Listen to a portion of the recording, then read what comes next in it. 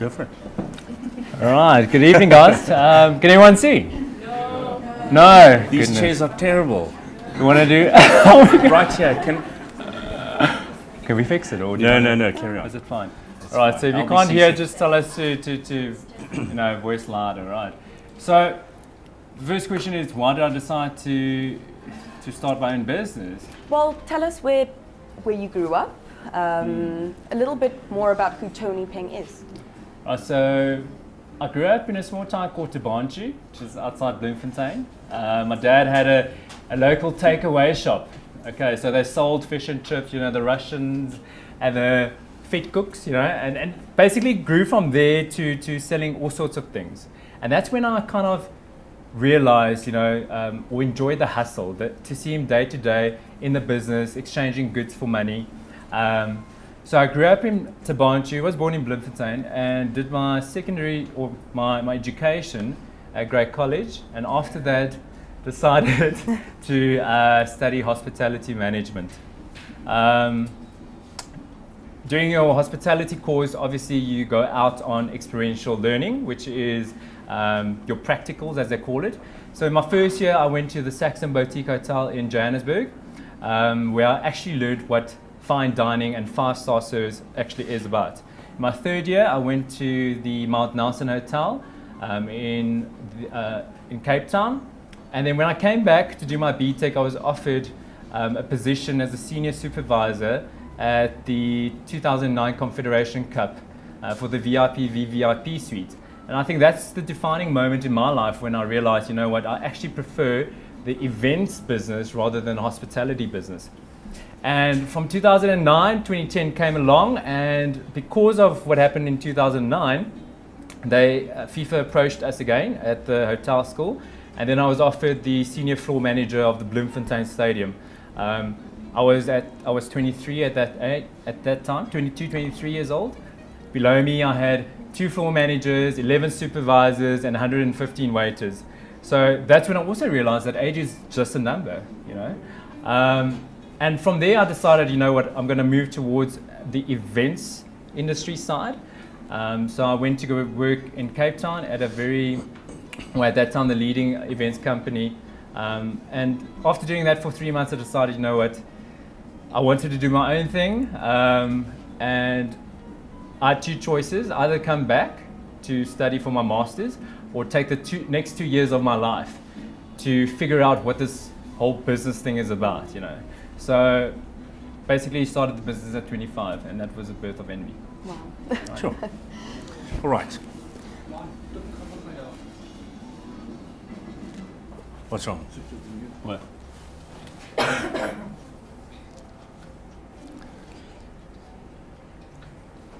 I quite enjoyed it. There you go. Thank you. If the world needs an enema, they picked Priska, and that's where I was born. Luckily, I didn't stay there for long. I moved down to Natal, grew up in Pietermaritzburg, Empangeni, thereabout, and then I moved here, so schooling in Bloem. Matric here came, and I thought the only place at that stage that had a decent design school was Pretoria or Port Elizabeth. So I went down to the coast, studied in Port Elizabeth, finished up, and my girlfriend and I took a year off after studies and went overseas. Came back, also at age 23, we voted. I don't know if you can remember, 1994, 27th of April, sitting on my stoep, and me and Elsa and a good friend Mike decided to start a company, just because this is the birth of a new thing. The world is so bright, the future looks so bright, Nelson is there, it's just wonderful.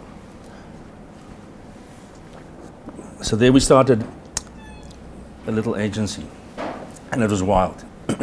We just finished studying, so I think that's one of the hardest things, to try and start an agency and you don't actually know what you're doing. I had a couple of internships with can't remember the agency now. But you actually just learn your little bit. So trying to put up an agency was hectic. And we'll get to that later if there's hardships and things like that, because the biggest thing is creatively we were wild. We were the young guys in town. We did brilliant things. We won pitches on just having balls and just having good creative. The older agencies that had decent strat and decent things were just slowly being left behind. I think that's where I started, so we'll leave it there and we'll get to the rest later. Yeah. I'd just like to ask you, Tony, having entrepreneurial parents, do you think that fueled your decision at all, or shaped your decision to go into to own your own business? I think obviously to see the up and downs of what my parents had to go through of owning their own business, it's not always pretty. But I think, they were very modest parents, very conservative parents as well. Their philosophy was always, go to a good school, get a great education, and go find a job. But looking at the lifestyle that they lived back then, really did kind of push me in the direction that I really wanted to do my own thing, because it's one thing to work for someone else, but it's another. I get a kick out of business. I don't know how to explain it. I don't know much how you feel about it, but it's exciting to score a deal or to come up with a new concept and just to impact your community and being able to inspire. Whereas if you work for someone else, it's always about growing their brand. So that's actually in essence why I think I wanted to do my own thing. And Johann, perhaps coming from a small town, did that fuel your perhaps hedge of fear to go abroad? Oh no. Because a lot of us, we're scared of doing new things.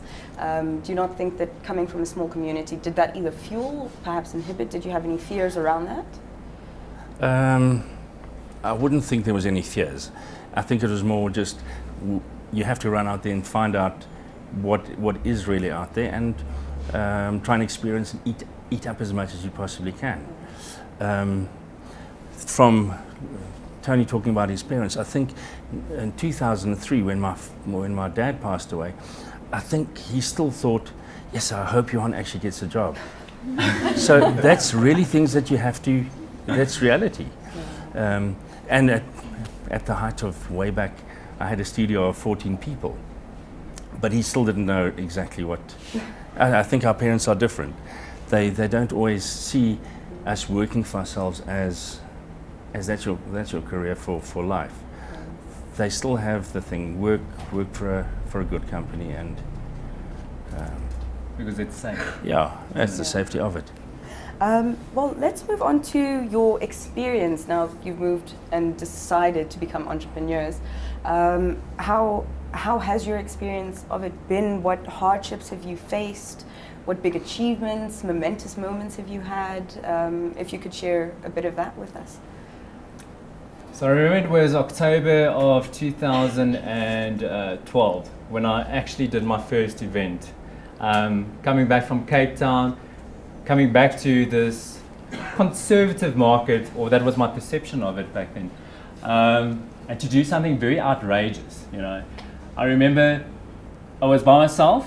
All right, I'm still renting, but I had a little garage, and I literally had to be creative, because with not a lot of resources, I think that's the beauty of Bloemfontein in a sense, is that because the people's budgets aren't as big as what I was accustomed to, 1.6 million rand weddings in Cape Town, and now you come here, you pitch that, no one's going to sign you. So it forces you to become creative with the resources that you do have. So my first party that I threw was for a friend, where I cut out 5 giant paper chandeliers, and I glued it piece by piece onto the ceiling for a table of 20, and I used it as a marketing strategy for myself, and using social media, which is for free, and that's the first event that I did. What are and from there the company grew. Okay, people started to take notice. I wasn't necessarily going to be out there to please the Bloem market. You know, my strategy was, let's influence the younger generation that influences the older. All right, and that's through social media, Facebook, Instagram, because I knew back then that, you know, everybody that's finishing studying, somehow they're going to find a job, you know. So they're going to go out there and they want to showcase and want to show off to their boss. So if the boss comes to the team and says, listen here guys, we need a kick-ass party, we need a kick-ass event or concept, now you're going to say, listen guys, have you heard about Tony? So I didn't conform to what the market wanted or what the market was accustomed to, with the organzas and the daisies and the plastic chairs.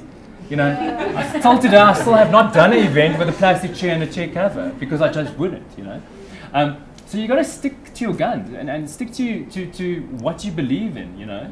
I think that's very important in order to project that message about this is who you are, this is what you're about, and you know, don't be scared. You need to defy the norm to define yourself. Nice.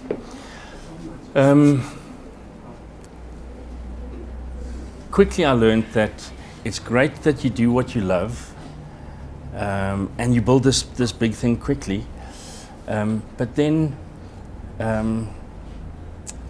you've got a creative, you've got a whole creative team, you've got a copywriter, you've got hardships. One thing that the first thing anybody does now when you start a business, make sure that you do what you love, but that you get a financial director. You get someone that actually looks after the books. We ran with huge accounts all of a sudden, and if you know the creative, we don't like to look after the books every day. So 98, I decided I actually have to learn a lot more, and we decided to go overseas. We moved to London. And I think that's just a moment where you have to learn, or where you have to think, now I actually have to learn about my industry and become a master in what I do. London is enormous. So you don't sit with a designer that does just about anything. You have to say, I'm a brand designer that I work on brand strat, and that's it. So for the first, I think about 7 months that I was there, I was a freelancer. I worked for a big freelancing agency, and they literally phone you in the morning and say, Ogilvy has got a girl that's sick today, art director, see you there at 9. So you jump on the train, get there, you get your brief for the day, and you spend 2 days there. I worked at the nicest agencies. I mean, from, like I just said, Ogilvy One, any of the Pentagraph. The first 7 months was brilliant. I actually just learned specifically what I was doing and what I wanted to do. And then PSD Fitch. I don't know if you know Fitch. At that stage it was a wonderful design agency. I filled in for a lady on maternity leave. It was supposed to be 3 or 4 days to start, and then it was a week, and then it was 3.5 years. So there I actually learned what I wanted to do. When we went overseas, I said, we'll give it 4 years, see what we want to do. 4 years went, we took a trip around the world and got back into Bloemfontein. And I was just going to be a painter. I thought, I'm finished with this design thing. I need a break. But the thing that you love haunts you all the time. So it was 6 months, and I thought, yeah, no, I have to do someone's logo. I have to do someone's brand. So it started up again. A company phoned me from Johannesburg. They wanted to quickly see me. They heard I was in town. They flew in the next day, and I got a director's post, or a creative director's post, at a company in Joburg. at that stage, they were pitching for the South African tourism job, and that's where I came in. Spent a couple of years with them, and then one day I just thought, my wife is running a communications agency, and it's time that she actually just needs brand. And that's where I fell back into that. But then I started it from a different perspective. I didn't start saying, well, we'll do anything for everybody. I said, I'm a designer doing brand. We got everybody in place, the right people for the right jobs, and that's how we carried on since then. So we've been running for just about 12 years, 10 years like that. But for a change, we've got someone that looks after the finances. We've got I look after brand. I've got someone that looks after production. So once you actually just find what you want to do what you want to do, and make sure that the rest fits around that. Don't try and do everything. Awesome. Cool. And you made mention of your wife, and you're working together. How's it working with a spouse? Oh, it's lovely. The biggest thing, now let me tell you, this spouse used to be a client 25 years ago. Well, that's where you meet your future wife, your husband. No, quickly, I learned that 6 o'clock or 7 o'clock when you close the office, you have to close the office. So it's just a fine balance. And then we've been doing it for so long that it actually, we try not to talk about work after, except the big crises, if there's anything huge happening. But the rest of the time, we really, I think in any family business, you have to realize that at the end of the day, you have to switch off and have other time. Otherwise, your kids will start living that too. So, but it's not so bad.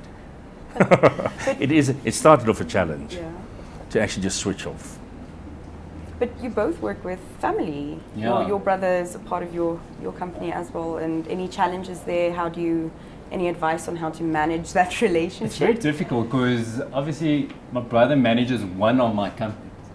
So how do you then differentiate, when you're talking to him as a director of one of the companies, but still your employee, and then and he's my older brother as well. So to take orders from a younger, but I think that's a little bit difficult for him sometimes. But I think it's about communication, to say that, okay, listen, let's take a break now. And regroup, and then tomorrow's another day. So I think it comes with its challenges, but I think living with him for the past 29 years, I suppose you kind of get to know the person. Yeah. You had made mention of reaching your clients through influencing the younger generation, and that you stuck to your guns with your product that would appeal to essentially a younger market, but obviously that's how you attracted your clients. How do you just make that decision? Because when you're not making a lot of money and struggling in your startup, you decide, all right, let's conform, and you stuck to your guns. What kept you going through that? You know what, Liz, I think it's a lot of trial and error. People think now you got a successful company that it just happened overnight. The first year I was doing everything. I was grafting, I was designing you see all those logos and stuff. I was designing my own thing. I was creating the content for my own business. I was a one-man band. All right. So I always say there's 24 hours in a day. What are you doing with that 24 hours? So I think the question again was? I've lost my train of thought. Essentially how you stuck to, or made the decision to stick to your guns without feeling the pressure to conform.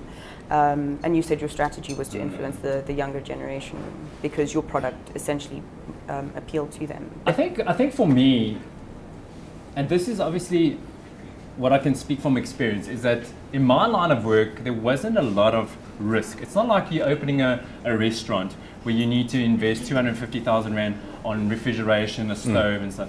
And in an events business, all you need is a cell phone and a laptop and a coffee shop, right? So I cut my overheads. I think that's what a lot of businesses these days, when you start up a business, you you enter into a field where you collect a lot of debt, and then you feel the pressure, right? And when you feel the pressure, then you give in to then what the market wants and what the market needs. Well, not needs, but I mean, then you conform. So I think in business, you need to find something that you're comfortable in entering before you actually enter it. Because that alleviates a lot of stress, which gives you a lot of freedom to be more creative. So I was comfortable with, in the first year, I took it as going to university. At university, you pay someone to actually, go learn from a book. For me, it was, okay, let's pay school fees. So I budgeted for the school fees. And for that year or 2 years, I was just fooling around in the sense of what works, what doesn't work. Because if you were going to varsity, you would still pay that school fees in any case. So I saw it in that kind of light, and not like, okay, ship it, I have to start a business now. Yeah. And Johann, you said as a creative, you've got to do what it is that you love and have the other elements of the business be taken care of by experts. Now, as a startup, you can't really afford to go out and pay an accounting agency. How did you go about that? Getting the right people for the job on board. You have to start with, firstly, I think it's like Tony says, we don't have stock. So it's not, we don't buy Russians and sell them on the other side. It's actually just what we think. So our creative engine just has to run for the month, and then you try and afford the best person for the job at that time. But you have to know what's really the most important things, what makes this thing tick. So you have to spend a decent amount on an accountant, for example. And then every other part of the business that you want to run. But you also, a big thing that we do is the grey hair here. I'm actually very young. It's just a diet. The big thing is to get new people in all the time, or younger people in. Things like the social media, things that I know it's a thing that has to happen, but it's not on my day-to-day list. So we get people in to do that in the company. We've got 2 desks for entrepreneurs all the time. So people come in and out as they apply. So that way we try and get the right people in. But we're also at the stage where we can afford the right. The right people, not the right people. It might come across wrong now, but we try and get the right people that we can afford. Let me rather say it that way. And a lot of it is for the love of what we do. So. But I think, Johann, in essence, when I started out as well, I'm also a creative at heart, and I hate the accounting side of business, where you have to go wait at SARS and get a tax clearance and all that. Ain't nobody got time for that, right? So I think what you need to do when I started out was that you got to start asking questions, because one accountant can charge you 2,000 Rand a month, and the next one can charge you 700 Rand. Exactly. So you need to shop around. And also educate yourself, what do I need an accountant at this particular moment or not? Remember, those guys, because us as an agency, we don't keep an accountant busy for the month. We use maybe, she pops in every Monday morning, quickly checks if everything's fine, if we need anything. So she's there for 4 hours a month. And then maybe at the end of the month she does another day. But it's a big company in town, so it comes with all the right people on her side. So it's not just a bookkeeper, but the fact is you don't have to. You're not employing someone for a month. She's not sitting in your office. I use her for maybe 12 hours a month, so that's all you pay for. But it's the best that we can afford, and we know that everything's right. SARS knows that we're fine. I mean, that's the basis where you have to start. If you start a business with those things, it has to all be right, unfortunately. I think also there's And you lots of- sleep better. Yeah. Absolutely. And there's also lots of apps out there these days. I mean, the one that we figuring out is Wave, which is free. And at the end of the day, you print out your monthly statements, and then you just send it to an auditor, and they certify it, or whatever Yeah. they need to do to it. So there's lots of, I think we're living in a very exciting time, where so many things are accessible that you don't necessarily have to overthink things and think, oh, flip, I have to pay 1,000 Rand for the accountant, I have to rent a space because I have to see clients. No, I think we're living in exciting times. So I'd also like to ask why you both decided to settle in Bloemfontein, and not settle as in settle for Bloem, but to have your businesses based here, coming from Cape Town, working with such big budgets, and coming from the UK. The experiences are very different. So why settle here? I commuted, did the Joburg commute for, in essence, about 4 years. And I never wanted to move because I knew as soon as I was going to, if I moved, that was it. I'm not coming back. And we 5 minutes from everything here. And there's still nice people around. And work-wise, it's not an easy town. Because unfortunately everyone wants the cheapest and the quickest the education of your client is really hard, where you'll sit in Joburg in a boardroom. Tony will say that as well. We'll pitch something and you'll say, this is the budget, and they'll say, Really? Is that phase one? So we do that because we love sitting here. I love the fact that I can see my kids every day. I can have lunch with them every day, and 5 o'clock to 7 o'clock I put them into bed, and if I need to work, then I work after that. But the fact is, we've got a nice lifestyle, a lifestyle that I'm not giving up for Joburg or Cape Town. I've done the big city, and I've really loved it as well. But there's things that you have to. There's more important things than just the big success. I agree with that. I think, also worked in Joburg and Cape Town, and I think at the end of the day, you got to ask yourself, why are you doing what you're doing, and what's it for?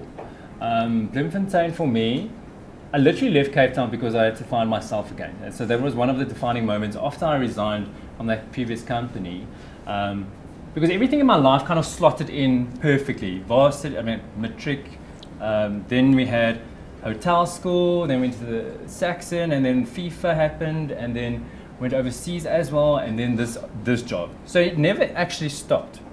And I thought to myself, let's take a month off, right? Biggest mistake ever, because if you ever decided, when you're working and your life is so busy, to take a month off, you kind of go cuckoos, So I decided to come back to where it was familiar and to find myself again. So that was one of the defining moments.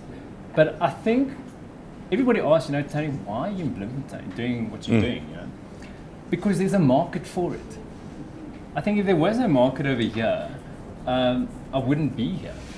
And rather be in the forefront of your market. Why do we have to go to Cape Town and Joburg just to do spectacular events? You need to find that niche, you need to find that market. And if no one else is giving that in Bloemfontein, you better hop onto it. Because rather lead the pack. And also the quality of life. So we actually did this experiment with a Joburg friend of mine that's also in the same business. And yes, they sign bigger clients, but the expenses over there is also, at the end of the day, I think I earn more than he does. So, and I have better quality. Yeah. Not sitting in traffic. Yeah. So you kind of have to analyze it. And both of you have got some industry insights. Perhaps we've got some events managers or designers sitting in the audience that you'd like to share, specific to working in Bloemfontein, perhaps. any solutions to some difficulties you might have faced specific to being in Bloem? Is there some designers or creatives that want to ask that kind of question, more to the point? Because I can't really think. I mean, it is a struggle to find market in Bloem for the stuff that for the stuff that I love doing.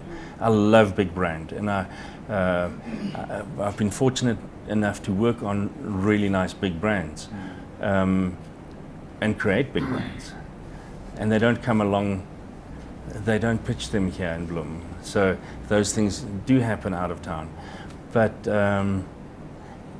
and the stuff, unfortunately, the stuff that happens here locally, people will put out tenders, but they don't actually expect a Bloem agency to do the work. They automatically think, oh well, someone from Johannesburg or there will get the work. So that is, the education of client is really a hassle. I don't know, anyone else? Is there a question? Anyone struggle with things like that? Is there any creatives? Is there any people? You know what, I think, Leslie, and let's add to that. I think the one thing that we need to do in the Bloem market is to educate.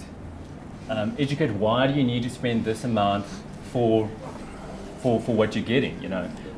Is it just a tulip, or is it a tulip from Holland, or is it, you know, we're flying in orchids from Singapore? So it's orchid is not just an orchid, you know.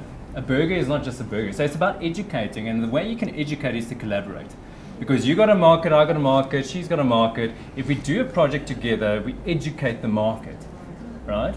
Whereas, you know, these days there's so many startup companies that now, and they want to cut price, and then, you know, then everybody associates that service to that price. When I get Yeah, right, absolutely. So when I get a photographer that charges 1/8 of what a good photographer actually charges, and then I have to explain to the client, why do you pay this and not this? So it's all about educating the market. So collaborate, educate. A big thing in our industry, because I do brand, and brand starts the logo and all the rest that fits with it. So it's not just a little pretty picture. I've done it for so long, and it's a whole process. And people in Bloemfontein don't often realize that it takes a certain amount of time to get strategically where this thing fits into your market. It's easy enough in Bloem to say, someone can do it for R2.50 here. But our process takes 40 hours. And the clients don't always see the difference between the two. And they don't see the difference between R2.50 and R7, unfortunately. And have you got perhaps any local opportunities that you'd like to highlight for startup entrepreneurs or aspiring entrepreneurs, a couple of beginner steps before they go out and register their businesses? Out of experience, I would say, latch onto some bigger company first.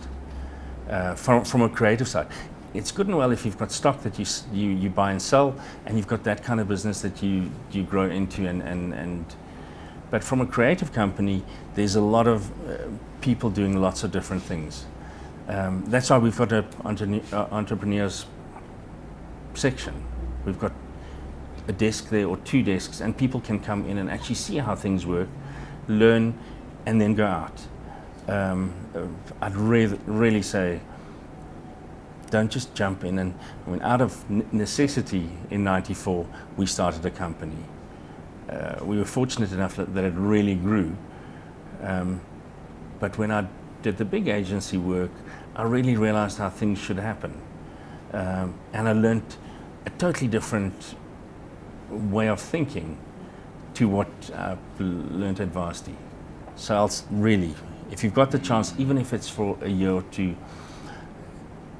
pitch yourself to the biggest agency you possibly can and learn from them. Practical outweighs theory, in my Yeah, opinion. Exactly. yeah. But so you have to gain experience, go intern if you can. Yeah, but I think you need to ask yourself the question of whether the service or the product that you're offering is still going to be relevant, you know. And if it's not relevant, if you've done your market research about it, if it's not, then don't pursue it.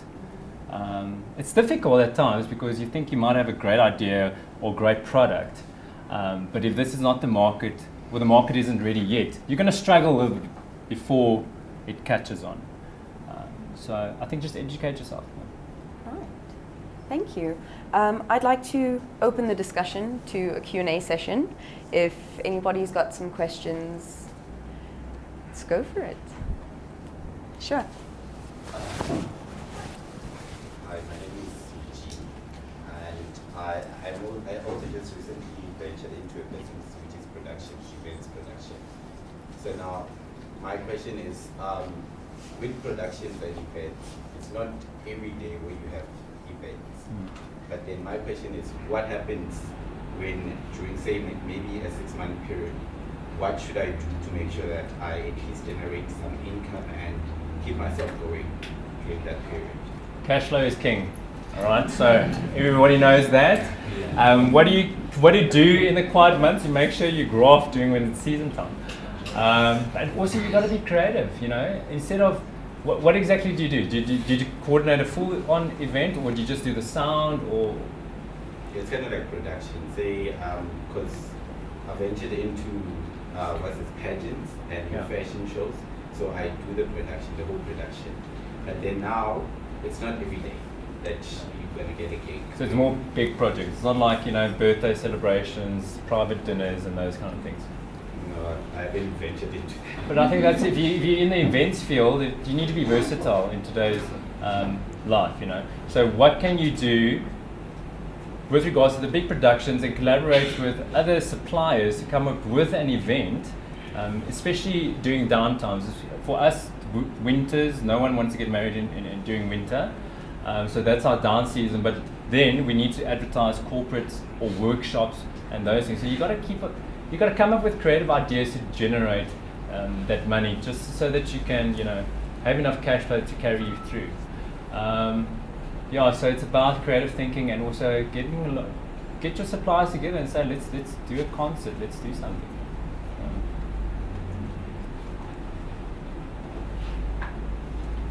Anyone else with a question?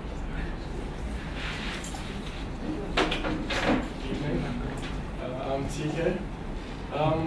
Basically, my question is from an experience of doing a marketing internship with Free State Prince Affairs. I'm a marketing student at the University of Free State. Also did branding and marketing for TEDx UFS. I learned a lot, but one of the things that I noticed was trying to get people to collaborate more often, local people, as compared to getting international people or people from other places, because when you get international people more to collaborate with what you're doing, the local people don't really benefit, which is the locals that are working. So how would you organize something that would benefit the local community, the local creators, if I can put it that way, as opposed to always trying to get international people or working with international people?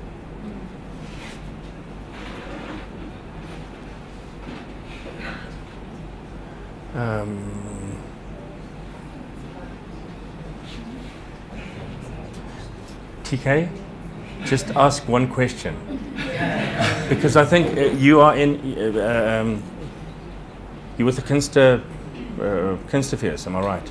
Yes. Okay. I'll just give an example. Like we work with maybe, for example, international artists. It's an international artist comes. I'm saying is how can we get a culture of using more local people?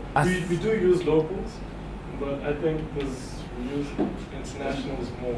No, I think there's enough, or maybe not enough, but there is a lot of, we do use a lot of local artists, and I know they try and get as many local people together as possible, but we also those local artists need to learn from someone, and that's why the international artists do come out, and that's why a guy like Ricardo Peach, he actually brings in as many artists to collaborate with the local guys to actually teach them something, so they can the next year do it themselves, or the next year run their own productions. I don't know if that actually answers your question. Yeah. It does to a greater extent. I'm not saying I understand the whole learning phase from the international artists, which I appreciate. I'm not shying away from getting international people. I'm not talking about the festival also. I'm just talking about in general. Yeah. Just trying to create that culture within creators to collaborate. It is locally. locally. I think we actually just have to get. We have to get like-minded people together. It's like me and Tony, for example. It's just getting us to do something.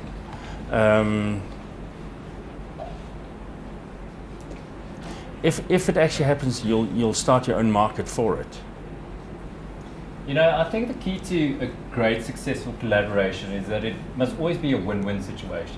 You know, it mustn't be like, okay, I'm going to leech onto you because you've got a great brand, but I've got nothing to offer. Then what is this person benefiting from? So when you want to collaborate with something or with someone, you need to be prepared to offer something on the table, right? If this person has a bigger brand, you say, okay, I'll work more hours, you know. So always offer something, always put something on the table when you want to collaborate. Win-win situation. And I think that will make a successful collaboration. I think with just following on, you actually have to think, if you want to do something like that, you have to set yourself up for saying, this is something that I'm giving, and I'm not expecting anything in return. I'll collaborate with you, we'll do something together. If something comes of it, then that's wonderful. But we also have to, and the smaller Bloemfontein is sticky with that because everybody wants something back, and a lot of times people are too afraid to share their little experiences because they're afraid that the guy next door will just steal it, which in actual fact it doesn't work. I'm happy to open those things up. I do what I do every day and I love it. If someone else latches onto it, and so be it, then he has to try and do it better than me. Yeah. So I still fight every day for that. Any more questions? Good evening. My name is Daphne. I'm a marketing consultant, and I want to find out from you guys what has been your biggest challenge, and at the same time, what has been a highlight as well that made you overcome that big challenge in your careers. Biggest challenge. That's a tough one because I mean, being an entrepreneur, I think every day is a challenge in its way. You know, trying to figure out what's next, how to reinvent your company, how are your staff doing. You know, it's a constant. It's a constant fight. It's a constant fight, isn't it? You have to be. You have to try and be up to date with everything all the time, and it becomes a way of life. But the biggest one. Okay. What challenge have you turned into a success factor? Oh, okay. Okay, well, I think if you're in business, you're in business to sell, all right? So you need to be able to sell. So we had, I'm not going to mention the client's name, but we had a function where we ordered we ordered plants and stuff because we were creating this forest feel, you know, but an exotic forest feel. And when the order came, it looked like twigs. Okay, it looked like dried twigs that someone cut from their garden. Okay, so now what? And what do you do? So I think being a creative, you think on your feet. And then you need to sell. So I said, oh no, don't worry, we're going for that organic look. Oh, that's very interesting. Look at the silhouette. It's like, so you got to think on your feet, guys. I mean, these things do happen. I think events, it never runs 100%. No matter how well you prepare yourself, nothing goes 100%, and it's how you wing it, in a sense. Wing it, but then still make the client feel comfortable and say, oh, well, I paid for this beautiful twig. Yeah.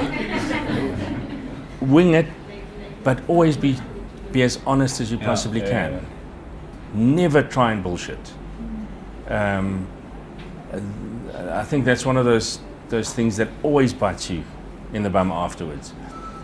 If something goes wrong, you quickly say, listen, this has gone wrong. And how you rectify. Yeah. And nicer things sometimes happen. I've launched a big brand years ago in the Hilton in Durban, next to the ICC. It was a tourism brand, and the whole thing happened, or we did the setup. It was supposed to run the 5-minute launch video of the brand, and 2 minutes before the time, or 2 minutes before everything, the people started coming in, the CEO of the company said, let's just quickly go through the video again. I want to see it on screen. Make sure it's nice. So she looks through the whole thing, and the gremlin comes in, and she never rewinds the thing, or she never tells the guy at the back to reset the DVD. So we go through speeches from this one and speeches from that one, and then the guy says, now dim the lights, we're going to show you our new video or whatever. And as she presses, the guy presses the button, the Evert guy in the back, boom, it ends up with a logo on the screen. Oh shit. So people didn't know what to do. 2 clap, 4 fall over. And this is in the Hilton, most probably about 600 people. And all you can do is start laughing and tell the guy to rewind. So things do happen, and you just have to be able to rectify, or think on your feet. And I didn't have anything. That's one of those things that you cannot go back on. It's happened, and that's it. But things do happen, and you have to just know that things can go wrong. I think also, one example would be, obviously, no one can control the weather, and obviously the weather is probably your biggest enemy when you're doing an outdoor event. So we did a lounge setup for a wedding, a nice street party vibe, and during ceremony, it was a 30-minute ceremony, and we could see that it was starting to drizzle. So what do? Right? Then you got to think very fast. Bubbles. No, not quite. So what we did, we told the staff, listen, lift all the furniture, we're going to put it on the dance floor. We're going to create a Miami lounge vibe, all right? And once everybody came, they did the pre-drinks and everybody got their seats. I orchestrated with the waiters at one go, lift the furniture and move out. So it's almost like theater. So you find the opportunity in the chaos, but you need to think on your feet. And that comes with experience, all right? So it's not about, you just jumping into the situation. You need to learn, guys. I think you need to be in that kind of setting where you have experienced this before, and that helps you think on your feet, isn't it? Cool. We had a hand at the back. Good evening, my good sirs and our wonderful hosts. I will state it as a fact that as a business, you have got to invest not only in things that make you money, but in ideas that make you mind rich. The same notion applies to the manner in which you approach your workforce. Mr. Ben, you mentioned working in the hospitality fraternity for a short while, which I believe is one industry whereby professional development of employees is a continuous phenomenon, which take place in the form of short courses and the likes. Now, to link my question to the gist of my opening statement, what your two cents worth regarding improving and investing back into your workforce? Like, what value do you attach to the whole process? What value do I attach to the process of of investing back into your workforce. Like as a standalone entrepreneur, in contrast to corporates, you tend to be more profit oriented rather than focusing on improving the livelihood of your people. So, what am I doing at this? Yeah. Okay, firstly, obviously, you need money to. Money makes it easier to give. I'm right. So that is originally that was the main focus. Obviously, if you're in business, you're in business to make profit, right? Why else are you in business, right? But with money, you can employ. You can employ 3 people, which I have now. You know, the business is 4 years in the go. Now I'm supporting 3 families. Right. So that's one way of giving back, but also it's an ongoing process. So it's not just it's empowering my team to think for themselves and empowering them to then inspire other people. So I start from home, and that's what I'm capable of doing at this moment. But at the same breath, I mean, I also believe in what you give is what you receive. So we are part of 3 charities that I contribute yearly, and also, I mean, the reason why I created this lab is for young entrepreneurs like you that want to ask questions, you know, to use this lab where when entrepreneurs and creatives meet. So I think these days it's about not shying away from asking questions and to look stupid, you know. Go out there, take a chance, pop by here, ask me a question. If I'm not busy, I'll answer you. I've got nothing to lose. So I think don't be scared to ask questions. Right. Oh, do I have to add?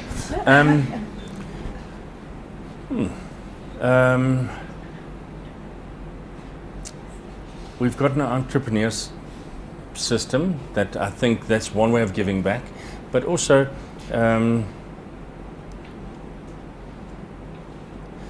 you have to think what you're offering those people. If it's, I mean, in my industry, really, there's a studio of 5 or 6 people. A guy once, an old Jewish man once told me, if you're ever hiring someone, you hire the person that knows more than you do, so that you can actually learn something. So that's one of the things that we really try and do. If we're looking for a new designer, I'm looking for someone that knows more of something that or in a field that I don't know about. So we tend to, young designers come in with the Google and all those things that we don't actually look after every day. So that's, you have to look at employing someone that you can actually learn from. And that's what we're trying to. I don't want someone to come and sit at a desk, keep it warm for the day, and tomorrow afternoon he does the same thing again, and then 6 months later he leaves because he got bored. I want people that actually do something. You actually have to help yourself in that position as well. And I want people to learn from me as well. Yeah, that's it. I'm being prompted here. Anything else? Any more questions? What is that going to ask? My name's Paul, by the way. Okay. I wanted to ask you, your field of work, you said you've been doing this since like 1994. So like with all the technology, like you have Photoshop, you have Illustrator, and like it's very easy to learn these days. Like, so what are you doing to stay ahead of like the curve so you guys don't become irrelevant over time? I sharpen my pencil because that's where everything happens. That's where everything starts. It's wonderful to say we've got all the technologies, and by chance I bought my first Mac in '94. But the only way that you actually keep up is if you keep your brain sharp and work with a pencil. So I try and read as much as I can. Research, you have to do a bit of research. No, not research. You have to keep yourself up to date. But in a world where you live with something like Pinterest. You have to be able to sift out the nonsense and what you actually need in life.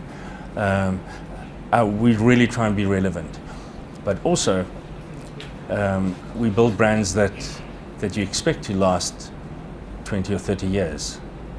So it's not trendy stuff. It's stuff that you know will last for a long haul, and that comes with updating and keeping up to date with strategy and the lower lying trends rather than what is topical for today and tomorrow, and then the new Pinterest thing comes out. But I think that with regards to the relevancy thing, it's almost like I was at this business excellence forum. I mean, your smartphone has replaced probably 30 products that you don't need anymore. For example, your calculator, your alarm clock, your diary. So that's why when you're selling something, you need to ask yourself, is this still going to be relevant in the next year or two? Are diaries still feasible? You know, do I still need a calculator if I have a smartphone? I mean, one little device, 30 products that are now irrelevant.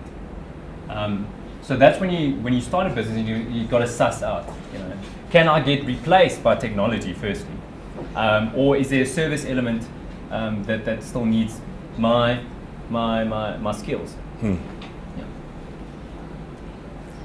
Paul, has it answered? Yeah, it's a good answer. Follow up to that. As a creative, do you think it's more difficult to start in that industry today as opposed to like in 1994? 1994, I started out of necessity because there wasn't a lot of agencies that you could just walk into and apply. Yeah, it's just like an ad. Like I mean, today anyone can. It is difficult. So. Yeah. But that's what I'm saying. I don't mind sharing because I just have to be smarter than you, and I have to make sure that my creative is more relevant than yours. Yeah. So it is. In town there is every second guy with a computer can say I'm a designer, but it's difficult to actually create sustainable solutions. And that's the service. It's not pretty pictures. I often say I do brand, and there's a list of nice brands that I think is still very relevant on my portfolio, but the fact is they're all steeped in a load of strat. Every little thing means something, and it's not a little pretty picture. A little pretty picture will last you 2 years, and someone else has to redesign it again. And that same guy that sold it for £2.50 will come and sell a new one to you for £2.50 for the next season. Just one more question for both of you. What was it like, and that whole process of coming into the market? Because you know, when you're starting out, like nobody knows who you are. You don't really have like a whole backstory and stuff. So how was that process of getting to the point of saying, okay, if you want a logo, this is my price, and that's what you pay, and people are happy to pay that? Like, what was that process like, and how long did it take you to get to that point? It's difficult. Creative, it's one of those things that you can't measure. I have to sell my head to you before I actually start putting anything to paper. But thinking back 94, we actually just ran in there and creatively bowled people over.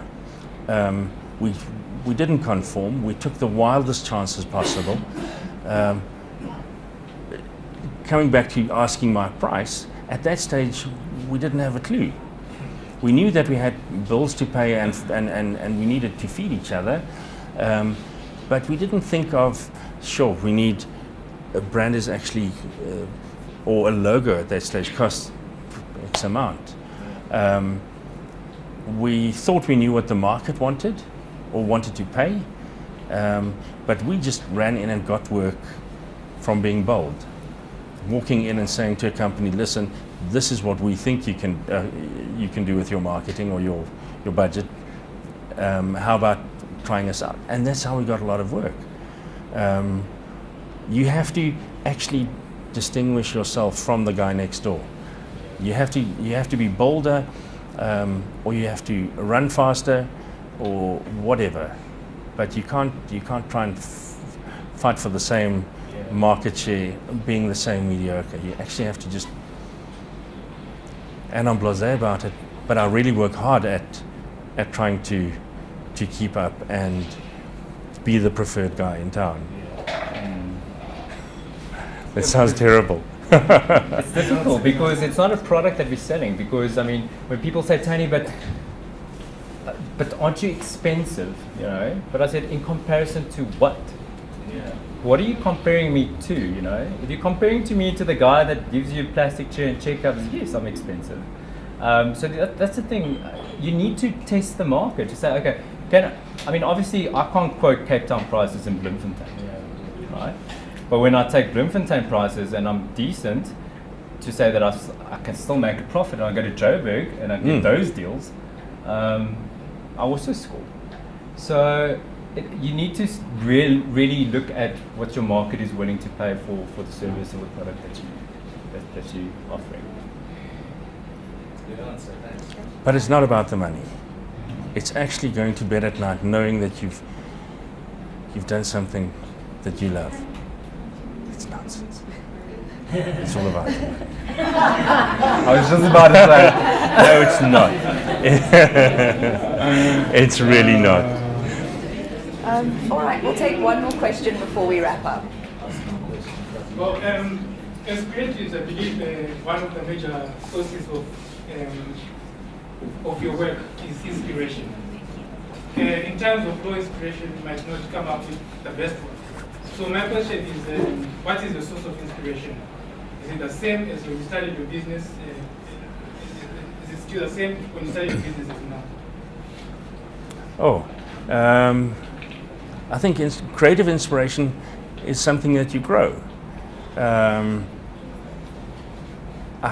think when I grew up, the little pictures that I drew when I was a kid was little brands. It wasn't pictures like I think other kids did. So I think you start creatively.